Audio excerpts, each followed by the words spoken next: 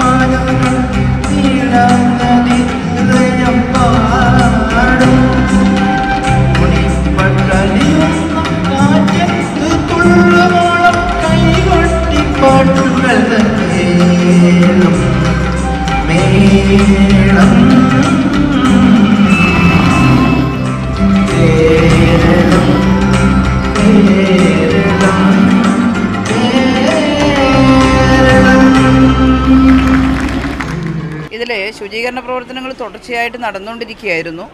അപ്പോൾ നമ്മൾ പനിയുടെ എണ്ണം വർദ്ധിച്ചപ്പോൾ കുറച്ചും കൂടി ഇൻറ്റൻസീവായിട്ട് ഈ കാര്യങ്ങൾ ചെയ്യണം എന്നുള്ള ആലോചനയുടെ ഭാഗമായിട്ടാണ് 27, 28, 29 തീയതികളിൽ ജൂൺ മാസം എല്ലാവരും ഇറങ്ങിക്കൊണ്ടൊരു ശുചീകരണം പൂർത്തിയാക്കാൻ വേണ്ടി നടത്താൻ വേണ്ടി നിശ്ചയിച്ചത്.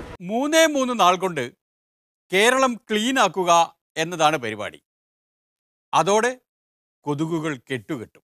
അതിൻ്റെ അടിസ്ഥാനത്തിൽ ഇന്ന് സംസ്ഥാന വ്യാപകമായി ആരോഗ്യ വകുപ്പിലെ പ്രവർത്തകരും അതുപോലെ തന്നെ രാഷ്ട്രീയ പാർട്ടി നേതൃത്വവും സന്നദ്ധ സംഘടനകളും സ്കൂൾ കുട്ടികളും എല്ലാം ചേർന്ന് കേരളത്തിലെ 3 ദിവസം ഇന്നും നാളെയും മറ്റന്നാളുമായിട്ട് വളരെ വ്യാപകമായിട്ടുള്ള ശുചീകരണ പ്രവർത്തനം നടന്നുകൊണ്ടിരിക്കുകയാണ്. എന്നാൽ ഇതിനുവേണ്ടി സർക്കാർ ഏറ്റെടുക്കുന്ന എല്ലാ പരിപാടികൾക്കും പിന്തുണയുണ്ടാവുമെന്ന് അന്ന് സർവകക്ഷി യോഗം കഴിഞ്ഞുടൻ പ്രഖ്യാപിച്ച പ്രതിപക്ഷ നേതാവ് ഇപ്പോൾ സ്വരം മാറ്റുകയാണ്. ഈ ആരോഗ്യമന്ത്രിക്ക് ഒരു നിമിഷം അധികാരത്തെ തുടരാനുള്ള അവകാശമില്ല. അങ്ങനെ പറയാൻ അനുവദിക്കുന്നതല്ല. ഇതിൽ പിഴവ് വരുത്തുന്നവരെ കണ്ടുപിടിച്ച് തക്കതായിട്ടുള്ള ശിക്ഷാ നടപടികൾ സ്വീകരിക്കുന്നതാണ്.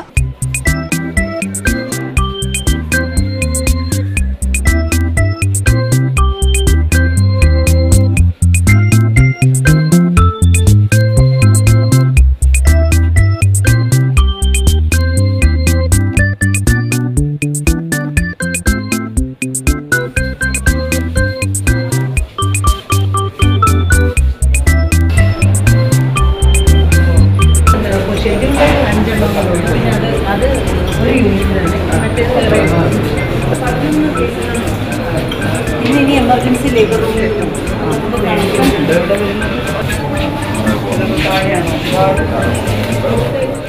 പിഴവ് വരുത്തുന്നവരെ കണ്ടെത്താൻ ആരോഗ്യമന്ത്രി നേരിട്ട് പരിശോധന തുടങ്ങിയെങ്കിലും പ്രതിപക്ഷ നേതാവിൻ്റെ പനി കുറയുന്നില്ല. ഈ കേരളത്തിൻ്റെ ചരിത്രത്തിൽ ഉണ്ടാകാത്ത നിലയിലുള്ള അതീവ ഗുരുതരമായ സാഹചര്യമാണ് നിലനിൽക്കുന്നത്. IMA എക്സ്പെർട്ട് കമ്മിറ്റിയുടെ റിപ്പോർട്ട് അവരെനിക്ക് നൽകിയുണ്ടായി. അതിലവർ പറയുന്നത് the present fever epidemic is the biggest in the recent years and is causing considerable morbidity and mortality. The primary aim of the committee is to ensure that there is no more deaths due to fever in the state. 4 districts with maximum burden which require special attention are Trivandrum, Kollam, Kozhikode and Palakkad. Urgent mosquito control is very much required. അതിൻ്റെ ഡീറ്റെയിൽസിലേക്ക് ഞാൻ പോകുന്നില്ല. അവർക്ക് എന്തെങ്കിലും പറയാനുണ്ടെങ്കിൽ ഗവൺമെന്റിനോട് പറയണം. ഇവിടെ പോരായ്മയുണ്ടെങ്കിൽ അവർ പ്രതിപക്ഷ നേതാവെന്നുള്ളതിൽ എനിക്ക് നൽകിയ റിപ്പോർട്ടാണിത്. അവരിതുപോലെ ഗവൺമെൻറ്റും കൊടുത്തു കാണുമല്ലോ. അപ്പോൾ ഈ നിലയിൽ ഇതിനെ ഗൗരവത്തോടുകൂടി ഗവൺമെൻറ് കാണാൻ തയ്യാറായില്ല. ഗവൺമെൻറ് വളരെ വൈകി. പ്രതിപക്ഷം നേതാവെന്നുള്ള നിലയിൽ മുഖ്യമന്ത്രിയെ കണ്ടപ്പോഴാണ് മുഖ്യമന്ത്രിക്ക് ഇതിൻ്റെ ഗൗരവം തന്നെ മനസ്സിലായത്. ഇപ്പോൾ ആരോഗ്യവകുപ്പ് ജനുവരി മാസം മുതൽ തന്നെ ഒരു കലണ്ടർ അനുസരിച്ചിട്ട് പ്രവർത്തനം നടത്തുകയുണ്ടായി. അതിൻ്റെ ഫലമായി കുറേയേറെ കാര്യങ്ങൾ നിയന്ത്രിക്കാൻ സാധിച്ചിട്ടുണ്ട്. ജനുവരിയിൽ ആരംഭിക്കേണ്ട മഴക്കാല പൂർവ്വ ശുചീകരണം അടക്കമുള്ള കാര്യങ്ങളിൽ ഈ സർക്കാർ നടപടികൾ ആരംഭിച്ചത് മാർച്ച് 6-ന്, സർക്കുലർ ഇറക്കിയത് മാർച്ച് 16-ന്, തുടർ നടപടികൾ സ്വീകരിച്ചത് ജൂൺ 21, 22, 23, 24. അതിൻ്റെ അർത്ഥം സർവകക്ഷി യോഗം വിളിക്കുന്നു എന്ന് കണ്ടപ്പോഴാണ് ഇത് സംബന്ധിച്ച എല്ലാ സർക്കുലറും ഇറക്കിയത്. ഇപ്പോൾ കഴിഞ്ഞ 2-3 ദിവസങ്ങളിലായിട്ട് പനിക്കാരുടെ എണ്ണത്തിൽ കുറവ് തന്നെയാണ് അനുഭവപ്പെട്ടിട്ടുള്ളത്. എല്ലാ ദിവസവും മോണിറ്ററിംഗ് സെല്ലിൽ വിവരം എത്തുന്നുണ്ട്. ഹെൽത്ത് ഡയറക്ടറുടെ ഓഫീസിൽ മോണിറ്ററിംഗ് സെല്ലുണ്ട്. ആരോഗ്യവകുപ്പ് മന്ത്രി എന്നുള്ള നിലയിൽ എൻ്റെ ഓഫീസിൽ കൃത്യമായിട്ട് വിവരങ്ങൾ ശേഖരിക്കുന്ന മോണിറ്ററിംഗ് സെല്ലുണ്ട്.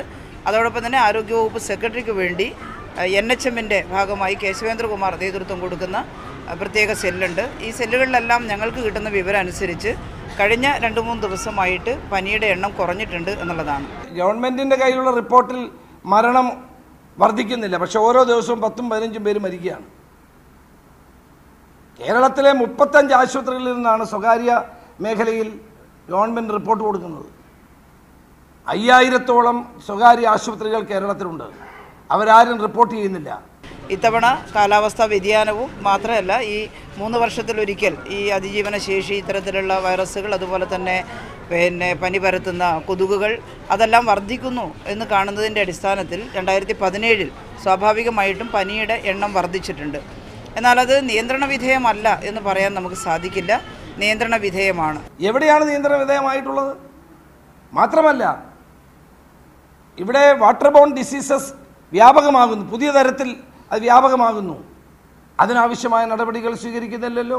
ഇത് രണ്ടും കൂടി കൂട്ടി കലർത്തണം. വേണ്ട, പനി മാറട്ടെ, അത് കഴിഞ്ഞിട്ട് ജലജന്യ രോഗങ്ങളെടുത്ത് രാഷ്ട്രീയം കലർത്താം. ഇപ്പോൾ ഇത്ര മതി. ഇടവേളയാണ്.